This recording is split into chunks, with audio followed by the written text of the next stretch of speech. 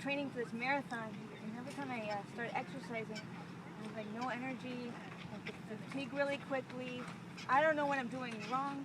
I wonder if there's something I could take to enhance my performance. Yeah, I know what you mean. I'm trying to bulk up, get stronger, but all I hear is take protein, take carbs, but I don't really know what that means. Probably look into that. I agree. Hello, ladies. Hi. Hi. Sorry I couldn't overhear you were talking about getting fit, into shape, training, and you mentioned that you don't know about protein and supplements. There's just so many. As you can see, I'm in shape. I know what I'm doing. I take my own type of supplements and protein. I was wondering if I can give you advice on certain things to take. Time out. That guy knows. Looks like he knows what he's doing, but I think we should probably look into that. I agree. I think we should do some research, make sure like these products are safe and if they actually really help us, with our performance.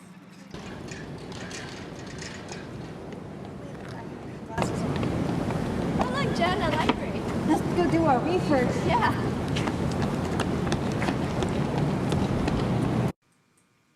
Here looks like a good video. It says all you need to know about dietary supplements. Go ahead and click on it. So, you're thinking about taking dietary supplements. Dietary supplements has been used to enhance your health as well as athletic performance by saturating your body with nutrients your body needs. These supplements include vitamins, minerals, protein, glucose, and creatine, which all of these compounds are essential for our body functions. Vitamins regulate body functions such as processing carbohydrates and fats for energy, hemoglobin production that transports oxygen to working muscles, as well as antioxidants to maintain healthy cells. Minerals are good for bone strength, muscle contraction, as well as nerve impulses. Proteins have been used to develop muscle, and glucose and creatine is used to supply energy for the working muscles. If you're deficient in any of these nutrients in your diet, it is beneficial to take these supplements to meet your dietary intake. This could allow your body to function more efficiently, which could enhance your performance. However, if you are already fully nourished, taking extra beyond our dietary level does not prove to be any effect to our performance. It could also lead to health complications, specifically fat-soluble vitamins A, D, E, and K. Large doses of these can actually be toxic to your body and can cause liver damage and birth defects. But the main issue with dietary supplements is not universally regulated. The manufacturer or distributor is responsible for the truthfulness of their labeling, and a third party is not required to screen for its purity. So, which means it could contain more or less active ingredients. So it could potentially have banned substances that could prohibit you from participating in any sporting event and actually could cause health risk as well. So athletic trainers and all other healthcare providers should be aware of these trends and use of supplements and the potential risk it has on the individual's health and eligibility. It's a good video. Yeah, Very informative. that was really good. But now I wonder who regulates the purity and the labeling and whether or not it's safe to even take that. We should look it up. Here's a link. So who is in charge of the regulation of dietary supplements, such as ergogenic aids, fortified whole foods, or anything that can enhance your performance? At this time, there is no universal regulation. However, there are guidelines at the international, federal, and even at the sport organization level, so that they can aid healthcare professionals and consumers, such as the Anti-Doping Agency or even the Codex Alimentaris Commission website. So stop being naive and go to your resources. So here we will see a timeline of who really is in charge of the regulation of dietary supplements. Here we have the actual Codex Alimentaris, which means in Latin, food code. It was basically created as an international guideline for food safety. And here in 1994, the Dietary Supplement Health and Education Act established a new definition and new standards for dietary supplements. And here we go to the sport organization level, which created the World Anti-Doping Agency, which basically is a framework to level off the global playing field so nobody has advantages or disadvantages.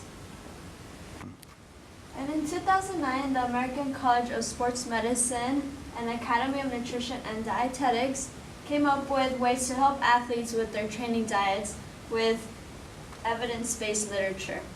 And in 2012, the United States Anti-Doping Agency releases significant online educational tools that are named Supplement 411, which is a resource that leads the athletes through the risk and the challenges of using dietary supplements.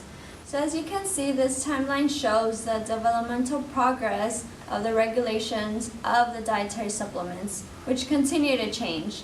So here are all the resources, and they're all available to you, so stop being naive and go to them. Wow, Jen, that was some really interesting information on all the dietary supplements and the regulations and how it has developed throughout, centuries. But don't you think we're missing something? I think it'd be a good idea to actually go to an athletic trainer to see his recommendations, if we should use this stuff or if we shouldn't. Yeah, let's go.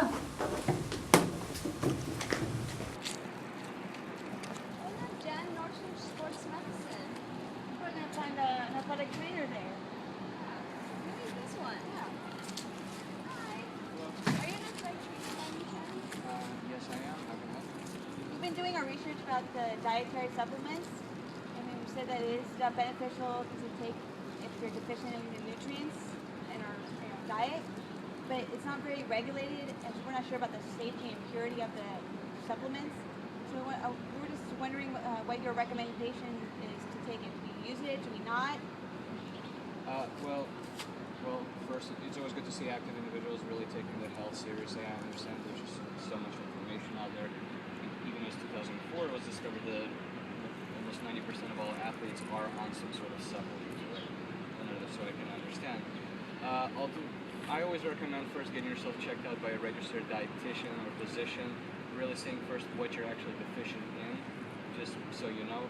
And even when you pick out the supplement maybe you really want to take, you found a good one, get it checked out by a third party, like again a dietitian or physician, to make sure all the ingredients in there are really healthy. We've all heard of things, like Jack 3D and Monster, and those already have some issues with themselves, with legal aspects. People are always getting sick, and so I always recommend the food first philosophy. Getting a lot of your macronutrients from foods, vegetables, meats. Even eight of your essential vitamins are coming. 8 of your essential macronutrients actually come from meats themselves, poultry, meat, fish, chicken. So I recommend that. Label reading also, just really again make sure what you're taking really is good for you. You can even check out there's a great website called American Anti-Doping Agency. There's great testimonials out there from other dietitians and athletes who really tell you about what they've taken, their risks of taking this. So you really get a good experience, a first-hand knowledge of people who really have gone through it. Is that helpful? Yeah, that was very helpful. Thank you. All right, have a nice day. Time in. So, what do you think? Can I give you some advice on supplements and proteins? Thank you for your advice, but we did some research earlier, and we decided to go with the food first philosophy. Get a nutritional intake from actual food and not, dietary supplements. All right, fair enough. Just think I can help. Yeah, thanks. Have a good exercise. Yeah.